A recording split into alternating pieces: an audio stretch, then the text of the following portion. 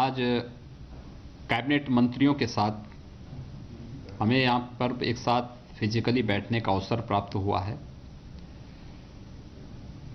Lockdown के बाद ये आज फिजिकली इतनी बड़ी मात्रा में सभी मंत्रीगण कैबिनेट स्तर के लगभग 19 मंत्री इस बैठक में आज यहाँ पर उपस्थित हुए थे, क्योंकि लॉकडाउन के कारण बहुत सारे मंत्रीगण हमारे अभी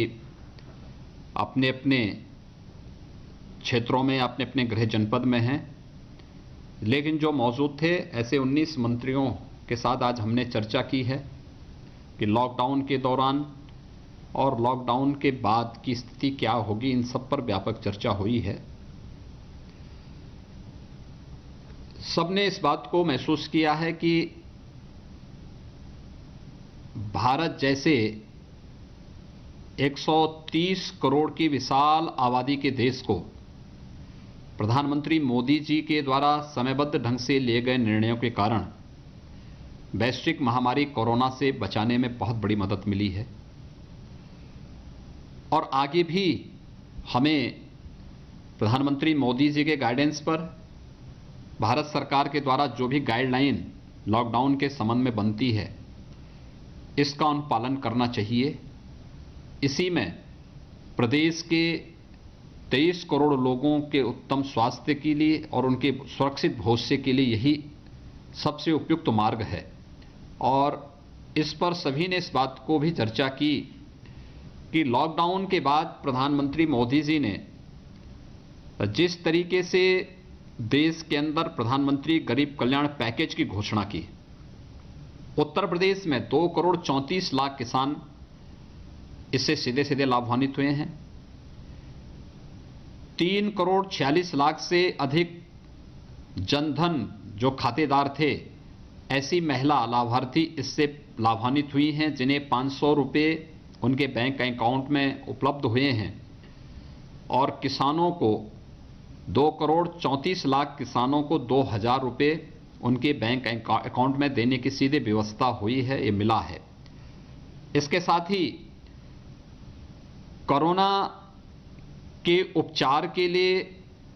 और इस पूरी व्यवस्था में कोरोना योद्धा के रूप में जो स्वास्थ्य कर्मी, स्वच्छता कर्मी कार्य कर रहे हैं, भारत सरकार ने केंद्र के हों, प्रदेश के हों, उन सभी कर्मियों को 50 लाख का बीमा कवर भी दिया है। केंद्र सरकार की तर्ज पर जो लोग छूटे हुए थे, उन्हें प्रदेश सरकार की तरफ से हम लोगों ने 50 लाख का बीमा कवर हम लोगों ने भी प्रदेश से उन लोगों को उपलब्ध कराया है जो केंद्र सरकार के उसमें छूट गए थे। खासतौर पर पुलिस है, होमगार्ड है, या जो अन्य सफाई कर्मी थे, उन लोगों को हम लोगों ने प्रदेश से उसको कवर करने की व्यवस्था की है। और सभी ने इसको उससे बहुत अच्छे ढंग से इसको स्वीकारा भी है। साथ ही साथ प्रदेश में 20 लाख निर्माण श्रमिकों को, जो भी पटरी व्यवसायी हैं, ठेला खोमचा रेहड़ी लगाने वाले कुली हैं, या फिर पल्लेदार हैं, रिक्शा, ई रिक्शा, विश्वकर्मा श्रम सम्मान से जुड़े हुए धोबी है, मोची है, नाऊ है, इस प्रकार की जो 15 कैटेगरी से जुड़े हुए कामगार हैं, ऐसे 15 लाख लोगों को भी 1000 रुपये का भरण पोषण भत्ता देने की व्यवस्था प्रदेश सरकार ने की है। और प्रदेश में अब तक हम लोग 3 करोड़ 54 लाख से अधिक ऐसे परिवार जो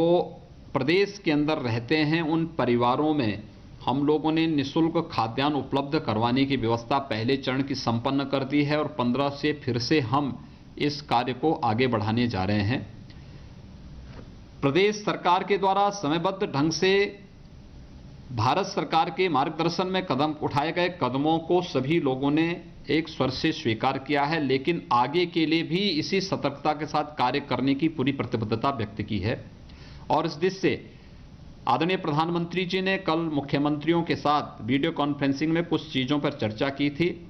खासतौर पर पहली बार जब उन्होंने वीसी की थी मुख्यमंत्रियों के साथ, तब उन्होंने इस बारे में कहा था, देश के नाम पर अपने संदेश में इस बारे में कहा था